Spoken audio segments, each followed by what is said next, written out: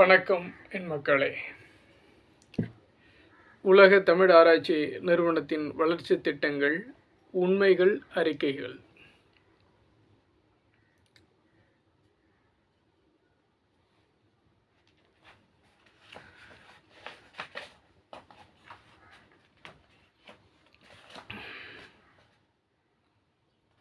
வளர்ச்சி திட்டங்கள் தொடர்ச்சி பார்த்தீங்கன்னா, திட்டம் எண் 39 நான் சொன்ன அந்த கலை சொற்களஞ்சியம் சற்று முன்பு இன்னொரு பதிப்பில் சொல்லியிருக்கிறேன்.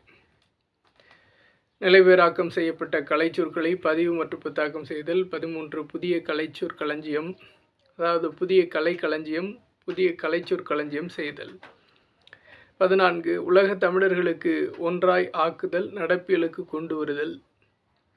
உலக தமிழாராய்ச்சி நிறுவனத்தின் ஒருங்கிணைந்த திட்ட வளாகத்திற்குள் செந்தமிழ் சொற்பிறப்பியல் அகரமுதலி திட்டத்தை கொண்டு செயல்படுத்தியது மற்றும் தற்போது அதன் புதிய கலை சொற்களஞ்சியங்கள் உருவாக்குதல் மற்றும் வெளியீடுகள் நடைமுறையில் உள்ளன.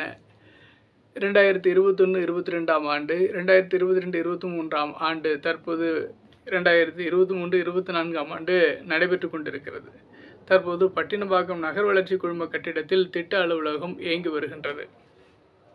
அவனுடைய மேனாள் இயக்குனர் கோ விஜயரான் அவர்களிடத்தில் நேற்று நான் தொடர்பு கொண்ட போது, கைபேசியின் மூலம் தொடர்பு கொண்ட போது அவர் என்னிடத்தில் தெரிவித்ததாவது, கூறியதாவது,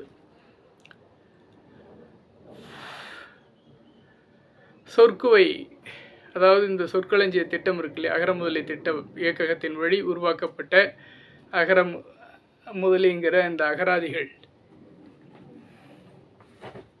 தமிழ்நாடு அரசின் மூலமாக பதிப்பிக்கப்பட்டுள்ள இந்த அகராதிகள், இதுதான் சொற்குவைன்னு சொல்கிறது, இதுதான் சொற்களஞ்சியன்னு சொல்கிறது, இதுதான் அகராதின்னு சொல்கிறது. இந்த எத்தனையோ மொழியில் சொல்லலாம், நம்மளுடைய தாய்மொழியில் எத்தனையோ சொற்கள் இருக்குது. சரி, இருக்கட்டும். உங்கள் தலையெழுத்தில் என்ன இருக்குங்கிறது எனக்கு தெரியலை, எனக்கு புரியலை அப்படிங்கிறத நான் சொல்ல மாட்டேன். நல்லாவே தெரியும், நல்லாவே புரியும். உங்களுக்கு புரியணுங்கிறதுக்காக தான் இதெல்லாம் நான் போட்டுக்கிட்டு இருக்கிறேன்.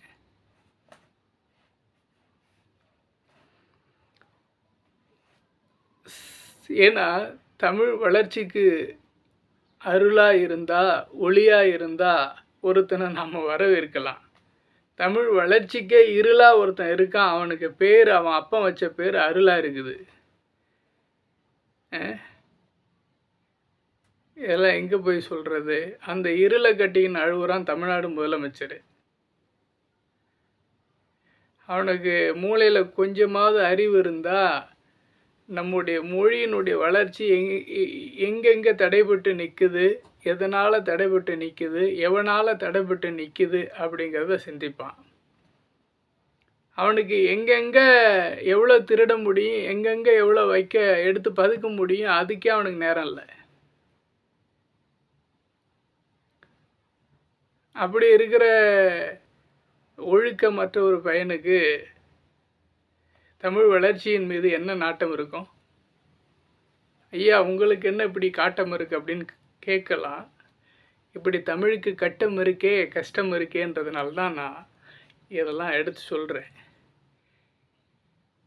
இந்த மொழி அழிஞ்சால் அவங்களுடைய இனம் அழிஞ்சு போகுங்கய்யா. உங்களால் சிந்திக்க முடிஞ்சால் சிந்திங்க. சரி, நம்ம இங்கே திட்டத்துக்கு வருவோம்.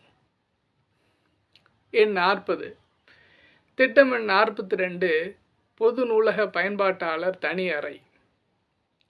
திட்டம் நடைமுறையில் உள்ளது. ஆராய்ச்சி பயன்பாட்டாளர் தனி அறை பயன்பாட்டில் உள்ளது. திட்டம் நடைமுறையில் உள்ளது. என்ன திட்டம் நடைமுறையில் உள்ளது? வரிசை எண் 40 என்ன சொல்லுது? வரிசை எண் 40இல் திட்டம் எண் 42 பொது நூலக பயன்பாட்டாளர் அறை, பொது நூலக பயன்பாட்டாளர் அறை. ஐயா, இங்கே முதுகலை தமிழ் பயிலக்கூடியவர்கள் உலக தமிழாராய்ச்சி நிறுவனத்தில் அவங்க படிக்க, வாசிக்க ஒரு அறை வேண்டும், அவங்களுக்கு தனி. எம்ஃபில் ஆராய்ச்சி பண்ணுறாங்க, அவங்க வாசிக்க, படிக்க, அவங்க ஆய்வுகள் மேற்கொள்ள, எழுத அவங்களுக்கு தனி அறை வேணும். முனைவர் பட்டம் படிக்கிறாங்க, ஆராய்ச்சி மேற்கொள்கிறாங்க, அவங்களுக்கு எழுத, படிக்க, வாசிக்க எல்லாத்துக்கும் அவங்களுக்கு ஒரு தனி அறை வேணும். இவங்களுக்கு அப்பாற்பட்ட ஒருத்தர் வெளியிலேருந்து தமிழ் ஆர்வம் கொண்டு அந்த உலக தமிழராட்சி நிறுவனத்துடைய நூலகத்திற்குள்ளே வருகிறார் என்று சொன்னால், அவர் இந்த ஆய்வு மாணவர்களோடு அமர்ந்து அவர்களுக்கு ஆய்விலே இடையூறு ஏற்படுத்த வாய்ப்பு இருக்கிறது. ஆகவே அவர்களுக்கு தனியாக அறை வேண்டும் அப்படின்னு நான் முன் யோசனையோட திட்டத்தை கொடுத்தேன். இருக்கு நீ எம்ஜிஆர் நூற்றாண்டு நூலகம்னு பெயர் வைக்கப்பெற்றுள்ளது.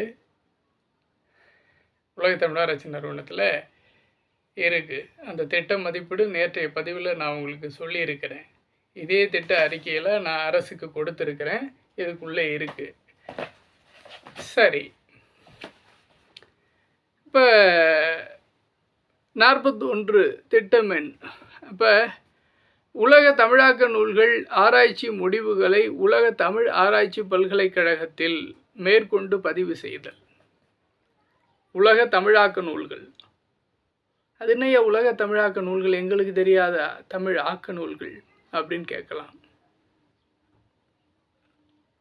எல்லா அறிஞர்களும் தமிழ்நாட்டிலே மட்டுமே பிறப்பாங்க, உலக நாட்டில் வெறும் முட்டாள்கள் பிறப்பாங்க அப்படின்லாம் கிடையாது. அறிவாளிகள் எங்கும் பிறக்கக்கூடியவர்கள், எந்த நாட்டிலும் பிறக்கக்கூடியவர்கள், எந்த மொழியிலும் பிறக்கக்கூடியவர்கள். ஆக சமகாலத்துக்கு தேவையானவற்றை ஒரு குறிப்பிட்ட நாட்டில் பிறந்தவங்க மட்டுமே சிந்திக்கணும்னு அவசியம் இல்லை. உலகம் முழுக்க இருக்கக்கூடியவங்க, உலகம் முழுக்க மற்ற மொழியை பேசக்கூடியவங்க சிந்திக்கக்கூடிய வாய்ப்பு இருக்குது. அவங்களுடைய சிந்தனையில் உதிர்த்த முத்துக்கள்லாம் இருக்கு இல்லையா, அந்த நூல்கள், அந்த அனுபவங்கள், அவங்களுடைய கண்டுபிடிப்புகள், அதெல்லாம் இந்த மொழிக்கு, நம்முடைய மொழி மக்களுக்கு என்ன செய்யணும்?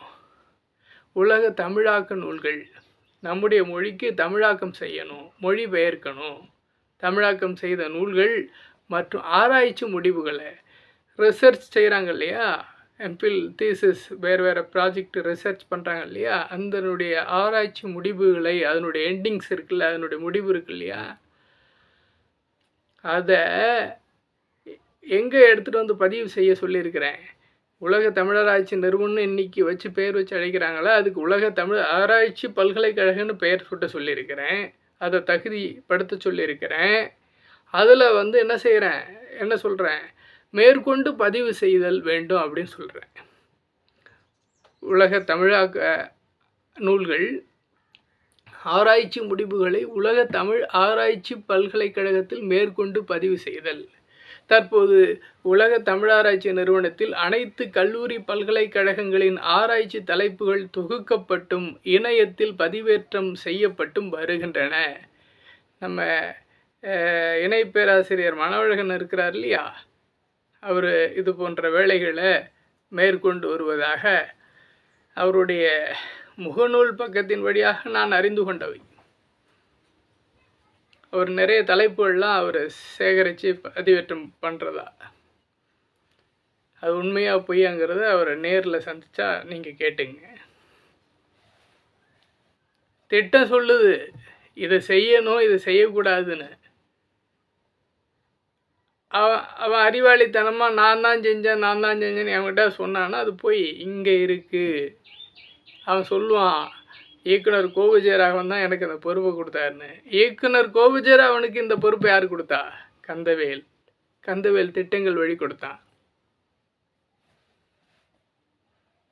அது விஜயராகவன் தான் சொல்லுவார். மனவழகுங்கிற திருடனுக்கு பிறந்தும் சொல்ல மாட்டான்.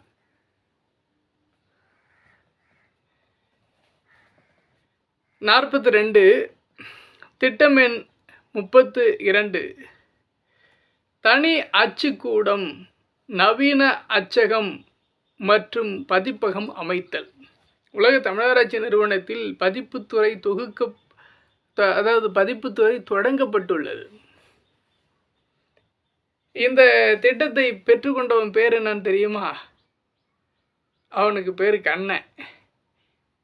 அவன் சாதாரண உதவியாளர். நான் அந்த திட்டத்தை கொடுக்கிற போது இன்னொருத்தவன் அந்த உலக தமிழராட்சி நிறுவனத்துக்கு பொறுப்பு இயக்குனராக இருக்கிறான். அவனுக்கு பேர் கோபிநாத் ஸ்டாலின். அவன் சன் டிவியில் கடந்த காலத்தில் செய்தி வாசிப்பாளராக இருந்த பையன்.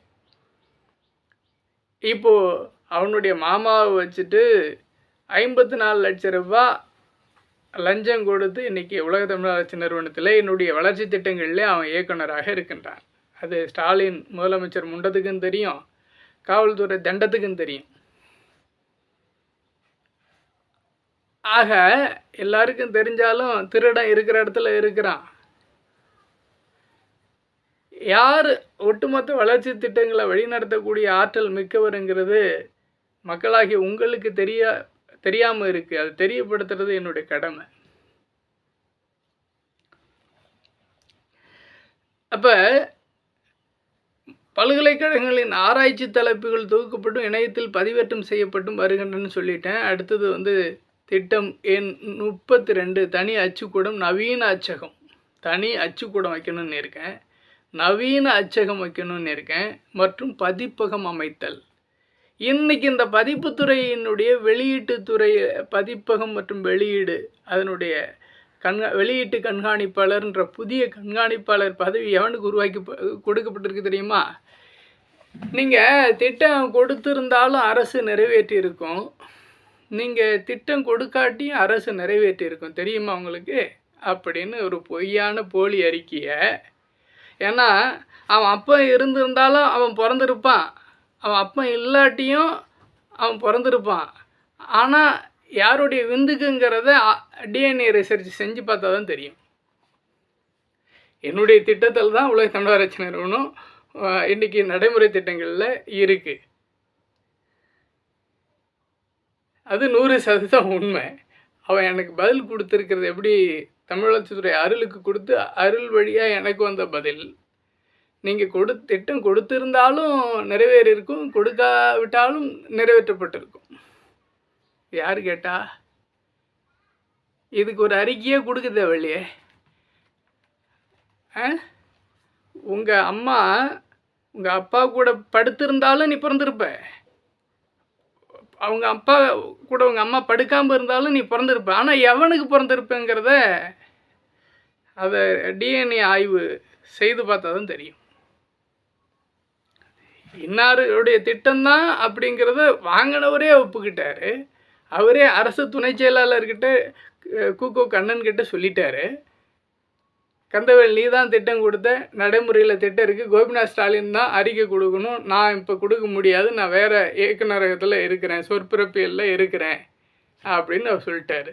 அதுக்கப்புறம் அவனுக்கு 2 திருடனுக்கு என்ன செய்கிறானுங்க, இது மாதிரியான ஒரு பொய்யான அறிக்கை கொடுக்குறானுங்க. இவங்களாம் சரியான அப்பனுக்கு பிறந்தவங்களா? இல்லை முதலமைச்சர் சரியான அப்பனுக்கு பிறந்தவனா இருந்தால் இவங்களை இந்த பதவியில் வச்சுருப்பானா?